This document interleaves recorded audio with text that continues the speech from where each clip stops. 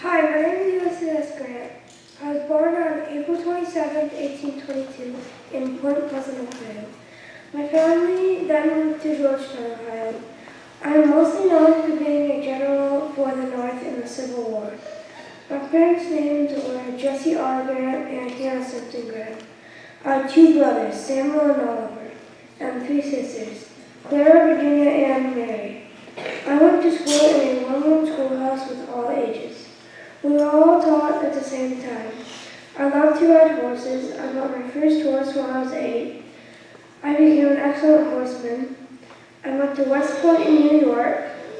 I married Julia Dent.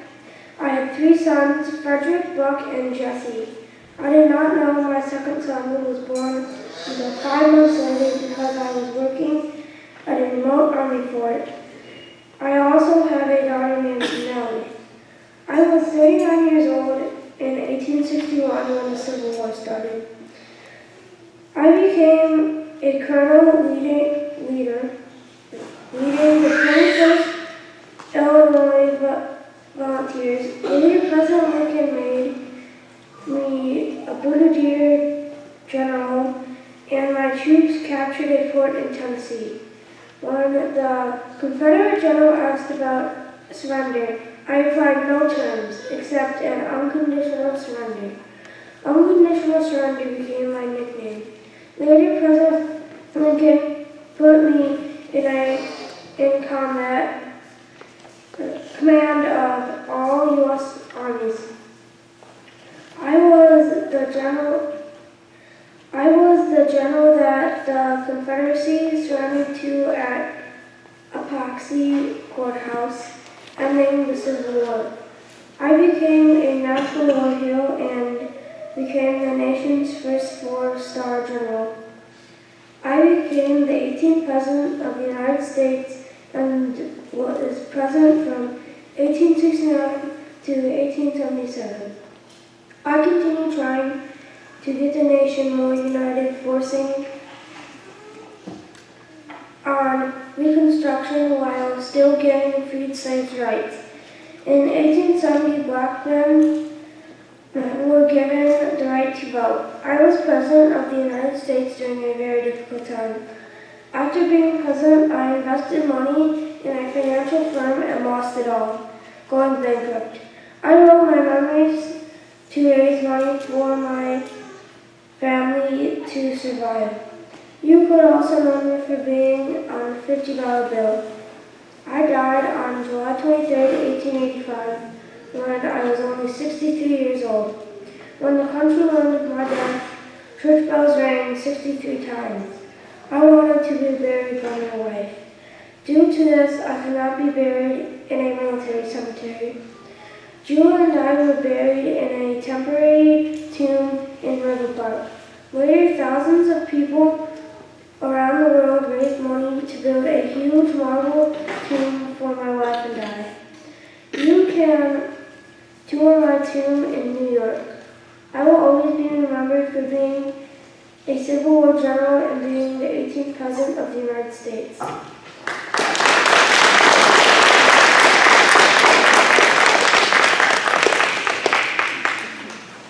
Hi, I am Chief Joseph. I am the chief of my tribe, the Nez Perce. My name means thunder rolling down the mountain. I was born March 3rd, 1840 in Walla Walla Valley, Oregon. My parents are Joseph the Elder and Naka Kapomini. I know, it's a mouthful. I have 2 brothers and a few sisters. The only name known is Alakai, one of my brothers.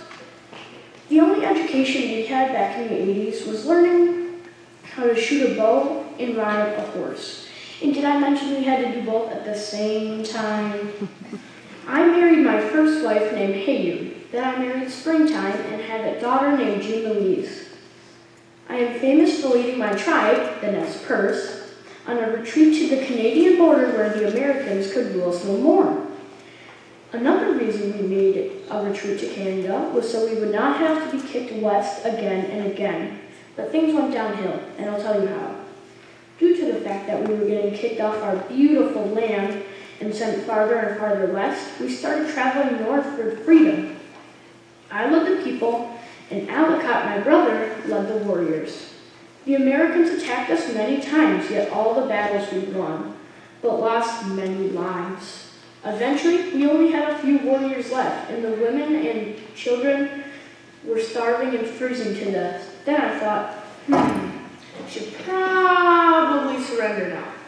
So I did, and I did it in the form of speech. I said, I am tired of fighting, I said. Our chiefs are dead. The old men are dead. Ellicott is dead. And the children and women are freezing and starving to death. My heart is sick and sad. From where the sun stands now, I will fight no more, forever. After our surrender, we were moved to a reservation in Washington. I died on September 21st, 1904, from heart failure. I will always be remembered for trying to lead my people on a famous retreat and trying to make peace with the Americans.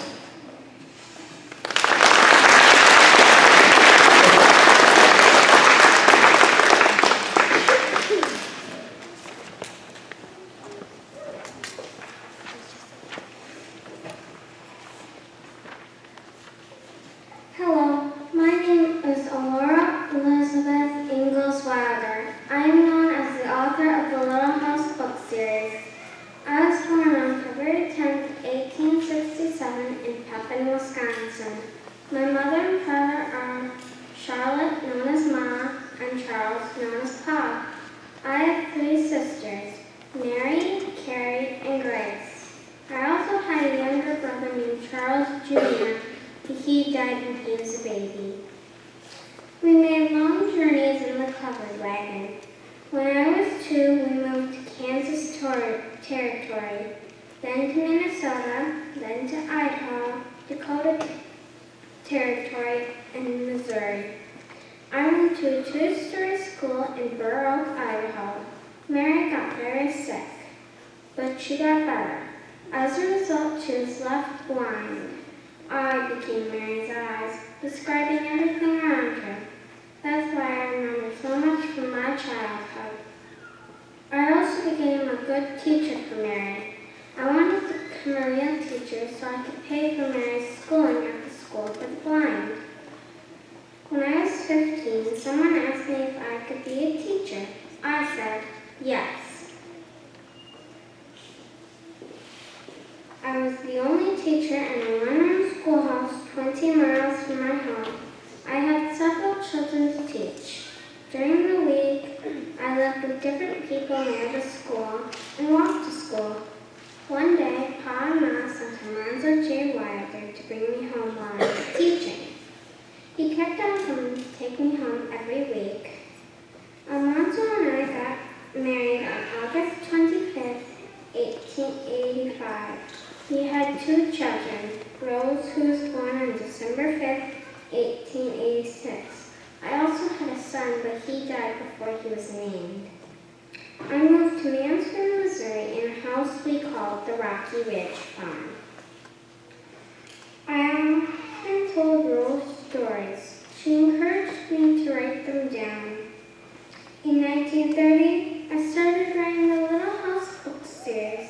I started writing the series after these happy golden years in 1943. As I got older, I received awards for my books, like 5 Newbery Honors, and an award named after me called the Lord Ingalls Wilder Awards, given to authors who write good children's books. I died on February 10th, 1957 at the age of 90, 3 days after my birthday, in my sleep. I will always be remembered for writing the Little House book series.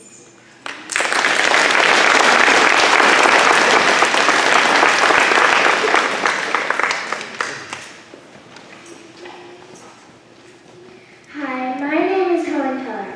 I am famous because I learned to communicate using the hand alphabet, even though I was blind and deaf. I was born on June 27th, 1880 in Tuscumbia, Alabama. My parents are Arthur and Catherine. I have 1 sister, Mildred, and 1 brother and 2 stepbrothers, James, William, and Phillips.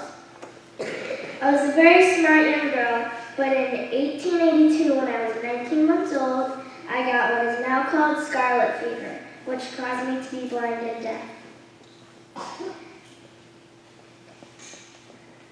My friend Martha Washington, the daughter of our cook, and I created a special kind of sign language. By the time I was 7, we had over 60 special signs. I became very angry and my parents did not know what to do. They looked for someone to teach me. In 1887, I started working with Anne Sullivan. She took me away from my family so she could work with me. Sometimes I refused to cooperate with her. She tried to teach me how to be more civilized and how to use the hand alphabet.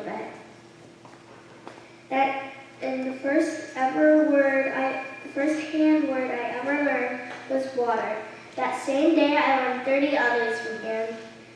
I learned much more and was much happier.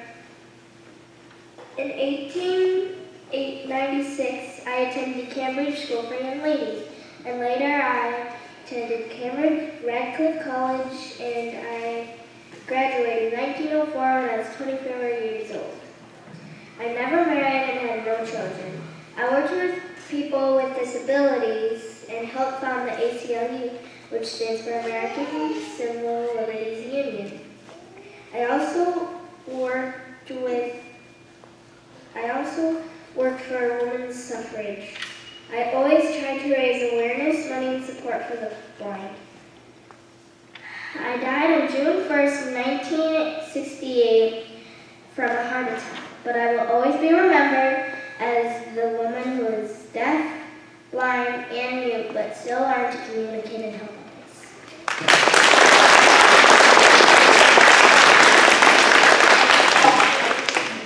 Hi, my name is Jordan Key. I am most famous for my large flower paintings. I was born in 1887, November 15th, on my parents' farm in Sun Prairie, Wisconsin. My parents' names were Francis and Ida. I have 6 siblings. Their names are Ida, Anida, Claudia, Catherine, Alexis, and Francis. During my childhood, I painted pictures and sold them. I did so well with my art lessons that my parents encouraged me to go to art college after high school. I studied art at different schools all over the country. After finishing my education at the Art Institute of Chicago, I decided to teach art in Texas and took a job there. I love the clear skies and hot bright sun. I felt the energy and power of the dust storms and heat lightning that I saw at night. I decided I wanted to move. I moved to New York and I went to school at Columbia University Teachers College. I love New York City because it was busy and exciting. I showed my paintings at Alfred Stieglitz's gallery, and I told my aunt I married Alfred and we did not have any children. After Alfred died, I moved to New Mexico and painted desert scenes. People didn't expect a famous artist to be a woman.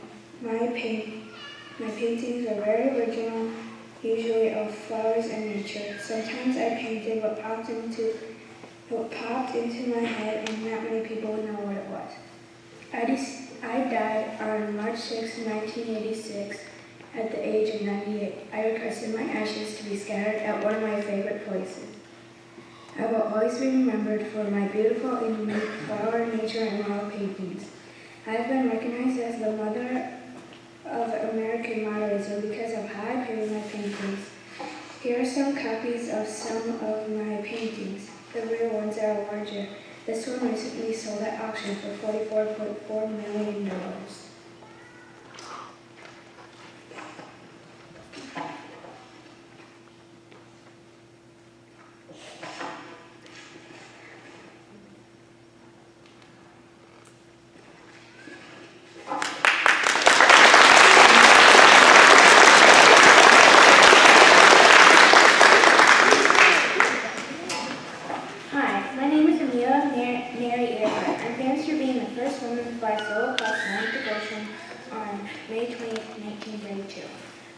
I was born July 24th, 1897 in Atchison, Kansas. My parents are named Edwin and Amy Earhart. I I have one younger sister named Grace. When I was a child, I lived in my grandparents' house while I went to school in Atchison. I lived home in Kansas City with my parents in the summers. I was a tomboy when I was little, and my parents encouraged my athletic behavior. I went to college at Oban School, finishing school in Meadow, Pennsylvania. I became interested in planes while I was a nurse working with wounded pilots during World War I. I would take bikes to ride horses at a nearby stable. I rode horses named Dynamite. Dynamite was really wild and would not let other people ride him. Riding fast, I got the feeling of flying an airplane and decided I wanted to fly. My first flying lessons was in 1921 with Anita Shook in a Curtiss Jenny biplane when I was only 24 years old. I bought my own plane later that summer. It was speedy and yellow. I named her Canary. I worked hard to earn my money for the plane and my flying lessons. I practiced a lot and had my shares of accidents, but that didn't stop me. I was the 16th woman in the world to earn my license from the National Aeronautic Association. In 1922, I started setting my altitude records. As a passenger, I was the first woman to fly across the Atlantic Ocean on June of 1928. It took us 20 hours and 40 minutes. The plane was called the Friendship. A few months later, and the plane was called the Friendship. A few months later, I became the first woman to fly solo across the United States and back. In July of 1930, I set a woman's world flying speed record of 181 miles per hour. I married George P. Putnam on February 7, 1931. I was only 33 years old. He supported me in my flying. We didn't have any children. In 1932, I attended a dinner at the White House with my good friend Eleanor Roosevelt. We wanted to see the lights of the city at night, so we went that evening dressed as for a flight around Washington, D.C. and Baltimore. In January 1935, I became the very first person to fly from Hawaii and California. Now I've flown across the Atlantic and a big portion of the Pacific. In January 1930, and then I started planning my biggest adventure yet, to fly around the world. I taught at Purdue University while coming up with my secret plans and buying a bigger plane. The first time we tried, the plane broke on its takeoff. We had to start all over. On May 21st, 1937, I was only 39 years old. I began my around-the-world flight with my navigator friend Newman. About 6 weeks later, we had made it 3/4 of the way around the world. We were in Lane, Guinea. Our final takeoff was difficult because we were carrying lots of fuel in order to make it to Talent Island, which was our last stop for Hawaii. I was able to make it almost there and did have radio communications with the USA Coast Guard. Fortunately, my friend and I did not make it and we were never found. I was declared dead a year and a half later on January 5th, 1939, because my body was never found. I was famous for being a nurse in the Army when I was in college. I'm also famous for setting many aviation world records in my women's aviation. I'm happy that I've been able to inspire women to take new challenges and imagine the impossible.